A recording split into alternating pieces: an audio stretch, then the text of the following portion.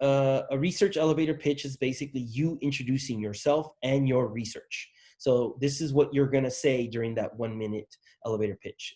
Your first name, your last name, your hometown. I always like to throw that in just because, you know, that might be an instant connection. I'm from the Bay, I'm from San Francisco.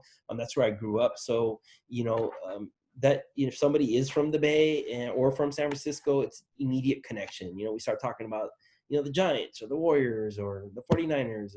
As you can tell, I'm a sports fan. There's a lot of other things that happen in San Francisco besides that, but that's my usual starting point. So anyways, your hometown, your major, your year in school. So those are the basics. Nobody ever forgets those. Everybody's pretty good about remembering to say those things.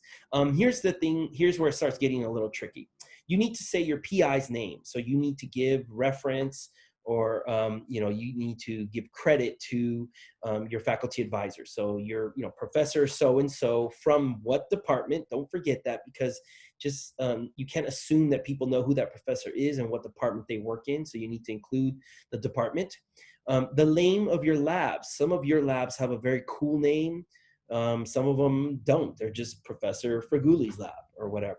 So if your lab does have a cool name, you want to mention that.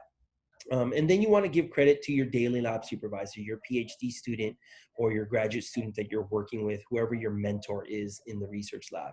Some of you have a graduate student mentor and some of you don't. You're working directly with the professor. So you just leave it at that. So most people get those things right. A lot of people forget department. This is where it starts to get a little bit tricky. This is where the skill comes in. And you basically need to say what your research is about in, like, you know, by this point, it's 30 seconds left, right, in your 1 minute. So what is your research? Why is it important? You know, what is your big research question? Now, some of you may not know your research question yet, which is not a good thing, but you're working on it and you will know your research question soon. And if you don't, then, you know, that's a red flag. You need to stay back and talk to me and say, hey, Will, I still don't even know what my research question is. So hopefully you do have that and you can start to practice how to speak eloquently about what your big research question is, and more importantly, why does it matter? What real world relevance does it have? So that is everything that you need to include in your 1 minute.